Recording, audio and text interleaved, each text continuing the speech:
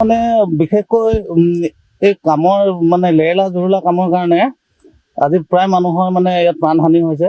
আৰু বিশেষকৈ আমি এটাই দাবী জনাব বিচাৰোঁ যে যিহেতু যদি কামটো পানীৰ বা কিবা অসুবিধাত কৰিব পৰা নাই, তেতিয়াহ'লে ভালকৈ বেৰিকেডটো দিয়া ব্যৱস্থা কৰিব লাগে। তাৰপিছতে আজি যিটো ঘটনা মানে বহুত ভাবিবলগীয়া ঘটনা, চকুৰ আগত মানুহ ইমান ডাঙৰকৈ মৰিবলগীয়া হৈছে। 3-4 বাৰ হৈ গ'ল, পাৰ্টি আহিছে, পাৰ্টিকেইটা কয় কমত পইচা দিছে, ঠিকদাৰটো সেই কৰে আমি নকৰোঁ বুলি কয় আৰু ঘূৰি যায়। ইমান এবছৰ হৈ গৈছে, বনোৱাই নাই আজিলৈকে। 10টা বাইক হৈ গ'ল, এতিয়া 6টা গাড়ী হৈ গ'ল।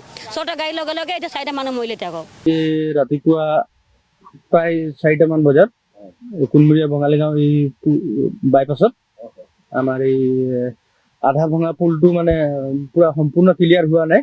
ইয়াত আগা পিছা বহুত এনেকা হৈয়ে থাকে। আজি বিহাৰৰ পৰা না ক'ৰ পৰা আহিছিলে, 6জন আছিলে।